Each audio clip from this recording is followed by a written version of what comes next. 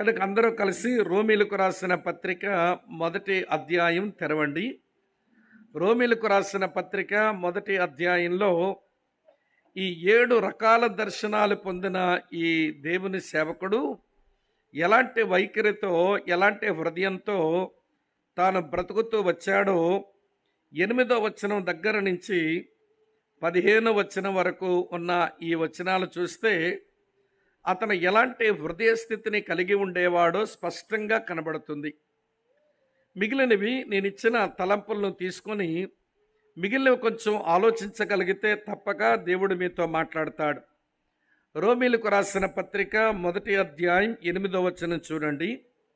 మీ విశ్వాసము సర్వలోకమున ప్రచురము చేయుచుండుటను బట్టి మొదట మీ అందరి నిమిత్తము యేసు క్రీస్తు ద్వారా నా దేవునికి కృతజ్ఞతాస్తుతులు చెల్లించుచున్నాను అన్నాడు.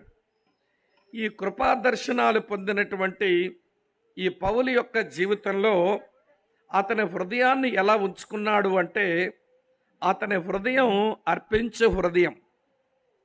అతని హృదయం అర్పించే హృదయం. దేవుని పిల్లలైన మనందరి జీవితాలు కూడా మన హృదయాలు అర్పించే హృదయాలుగానే ఉండాలి. ఏమి అర్పించాలట? కృతజ్ఞతలు అర్పించాలి. దేవుడు మన ఎడల అనేకమైన కార్యాలు, మేలులు చేసి తిరిగి మన కృతజ్ఞత చెల్లిస్తామా లేదా అని ఆయన మన వైపు ఎదురు చూస్తుంటాడు అని లేఖనాన్ని బట్టి మనం గ్రహించాలి.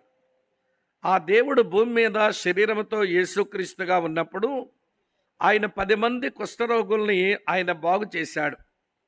కానీ కృతజ్ఞతలు చెల్లించడానికి ఎంతమంది వచ్చారంటారు? ఒక్కడే వచ్చాడు. అప్పుడు ప్రభు అన్న మాట జ్ఞాపకానికి తెచ్చుకోండి. 10 మంది శుద్ధులైన కారా, కృతజ్ఞతలు చెల్లించడానికి నువ్వు ఒక్కడవే వచ్చావు, మిగిలిన 90 ఎక్కడా అని ప్రభు ప్రశ్నించారు. అంటే మన ఎడల దేవుడు కార్యాలు చేసిన తర్వాత మన యొద్ద నుంచి కృతజ్ఞతల కొరకు ఎదురు చూస్తుంటాడు అనే విషయం ఆ సందర్భమును బట్టి మనకు అర్థమైపోతుంది. మొదటి తెస్సలోనిక పత్రిక 5వ అధ్యాయం మన 16వ వచనం కానీ మనం చదివితే అక్కడ ఇదే పౌలు భక్తుడు ఒక మాట అంటాడు. మీరు ప్రతి విషయమందును దేవునికి కృతజ్ఞతాస్తుతులు చెల్లించండి, ఎలాగో చేయుట యేసుక్రీస్తునందు మీ విషయంలో దేవుని చిత్తం అన్నాడు. కృతజ్ఞతలు చెల్లించడం దేవుని చిత్తం లేదా దేవునికి ఇష్టమైన కార్యం.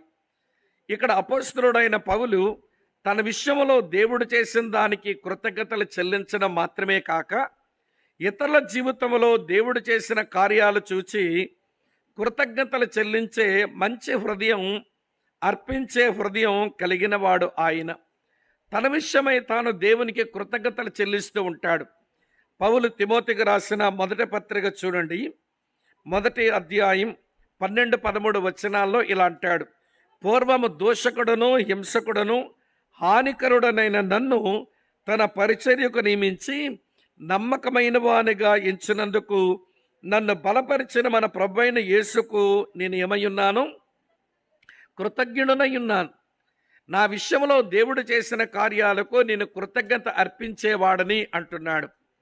అలాగనే ప్రియమైన స్నేహితులారా, ఇతరుల జీవితాల్లో దేవుడు చేసిన కార్యాలకు కూడా ఆయన కృతజ్ఞతలు చెల్లించే అలవాటు ఉన్నవాడు.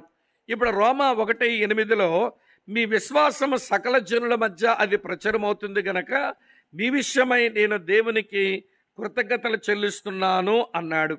అటు తర్వాత కొరింథీయులకు రాసిన మొదటి పత్రిక మొదటి అధ్యాయంలో మీరు 4వ వచనం చూస్తే, క్రీస్తు యేసునందు మీకు అనుగ్రహించబడిన దేవుని కృపను చూచి మీ విషయమై నా దేవునికి ఎల్లప్పుడూ కృతజ్ఞతాస్తుతులు చెల్లిస్తున్నాను అన్నాడు.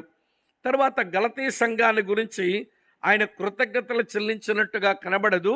కారణం వాళ్ళు కొంచెం లోపభూయిష్టమైన బ్రతుకులు బ్రతుకుతున్నారు కాబట్టి. మళ్ళీ మనం ఎఫెసీ సంఘాన్ని గురించి చూస్తే, ఎఫెసీయులకు రాసిన పత్రిక మొదటి అధ్యాయం నేను చదువుతున్నాను చూడండి. 16వ వచనం, మీ విషయమై మానక దేవునికి కృతజ్ఞతలు చెల్లిస్తున్నాను అన్నాడు. గమనిస్తున్నారా? ఎవరైనా దేవుని పిల్లలు దేవునిలో బాగా ఉండి వాళ్ళు దేవుని కొరకు ప్రయోజకులు అవుతుంటే, వారిని బట్టి దేవుని యొక్క సువార్త ప్రబలమవుతుంటే, వాళ్ళ చక్కని సాక్ష్య జీవితాలు కలిగి ఉంటే వారిని బట్టి దేవునికి కృతజ్ఞతాస్తుతులు చెల్లించడం ఈయనకు అలవాటు.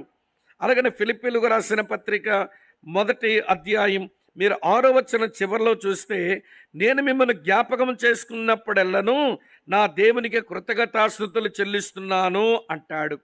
ఇలా కొలస్సీల గురించి అట్లనే, తెస్సలోనిక సంఘస్థుల గురించి కూడా అట్లనే. నేను మీకు చెప్పగోరే విషయం ఏంటంటే, పౌలు తన విషయమై తాను దేవునికి కృతజ్ఞతలు అర్పించేవాడు మాత్రమే కాదు, ఇతరుల విషయంలో దేవుడు కార్యాలు చేస్తూ ఉంటే అది విన్న తర్వాత, అది చూచిన తర్వాత వారి విషయమై దేవునికి కృతజ్ఞతలు చెల్లించేవాడు.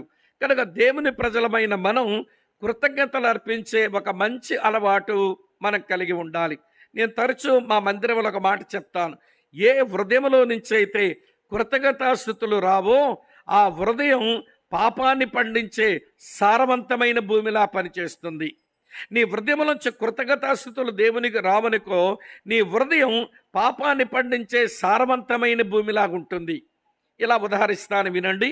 పాత నిబంధనలో ఒక ధనవంతుడు, నూతన నిబంధనలో ఒక ధనవంతుడు.